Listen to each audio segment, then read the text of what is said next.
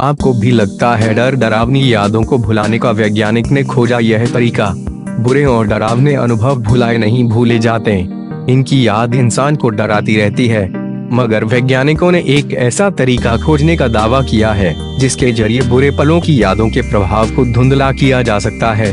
Texas ए&एम विश्वविद्यालय में मनोवैज्ञानिक और मस्तिष्क विज्ञान के प्रोफेसर स्टीफन मारन के मुताबिक अध्ययन के निष्कर्ष बताते हैं कि चिकित्सकों द्वारा अप्रत्यक्ष रूप से दर्दनाक यादों को दोबारा सक्रिय करने के लिए इस्तेमाल की जाने वाली प्रक्रियाएं वास्तव में एक ऐसे खिड़की प्रस्तुत करती हैं जिससे उन यादों को बदला जा सकता है या उन्हें पूरी तरह से मिटाया जा सकता है।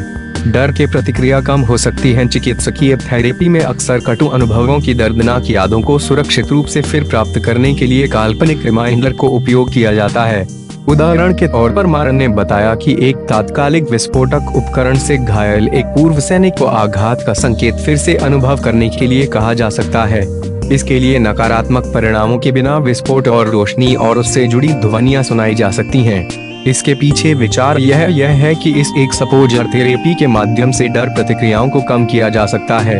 हालांकि मारन का कहना है कि एक बड़ी चुनौती यह है कि जब आप उन्मूलन प्रक्रिया करते हैं तो यह मूल आघात स्मृति को मिटाता नहीं है। यह हमेशा रहती है और वापस लौट सकती है, लेकिन उसका प्रभाव कम हो जाता है। मस्तिष्क में बढ़ती है गतिविधि। मारन ने कहा कि नेचर न्यूरोसाइंस में प्रकाशित उनके निष्कर्ष बताते हैं कि वर्तमान में चिकित्सकों द्वारा अप्रत्यक्ष रूप से दर्दनाक यादों को फिर सक्रिय करने के लिए उपयोग की जाने वाली प्रक्रियाएं उन यादों को बदलने या समाप्त करने का अवसर पैदा करती हैं। ऐसा करने के लिए शोधकर्ताओं ने एक कंडीशनिंग प्रक्रिया का उपयोग किया, जिसमें एक संकेत परोक्ष रूप से एक भयभीत घटना से जुड़ा हुआ होता है।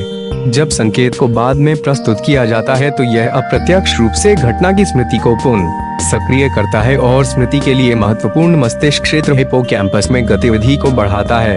उम्मीद जगाने वाली है नई खोज अध्ययन से पता चला है कि संकेत के पुनः संपर्क के माध्यम से एक डरावनी स्मृति को अप्रत्यक्ष रूप से दोबारा सक्रिय करने से वे स्मृति कमजोर हो सकती है या खत्म हो सकती है। मारन ने कहा कि क्या वैज्ञानिक दर्दनाक स्मृति को स्थायी रूप से खत्म कर सकते हैं? इसका जवाब देने के लिए अभी आगे शोध की आवश्यकता है, लेकिन यह शुरुआती खोज आघात से प्रभावित किसी भी व्यक्ति के लिए एक बड़ी उम्मीद है। अप्रिय घटनाओं से जुड़ी को डरावनी याद मस्तिष्क में कैसे जगह बना लेती है?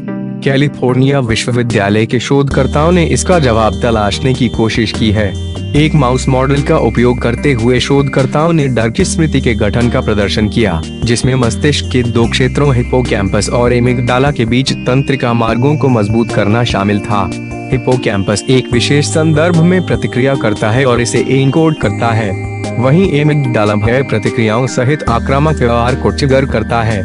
सेल और सिस्टम बायोलॉजी विभाग में एक सहायक प्रोफेसर और अध्ययन के प्रमुख लेखक जून ह्योंग चो ने कहा कि यह अनुमान लगाया गया है कि डर की स्मृति हिप्पोकैम्पस और एमिगडाला के बीच संबंधों को मजबूत करके बनाई जाती है।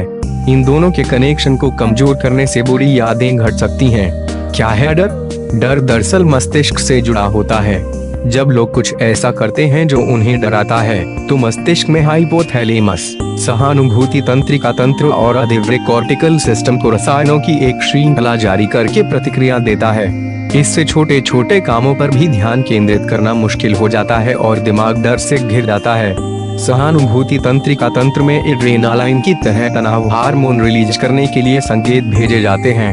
यह शरीर को तनावपूर्ण बनाता है, हृदय और रक्तचाप बढ़ने लगता है, इम्यून सिस्टम पर ब्रेक लग जाता है और आपात स्थिति में शरीर को ऊर्जा भेजने वाले सिग्नल काम करना बंद कर देते हैं।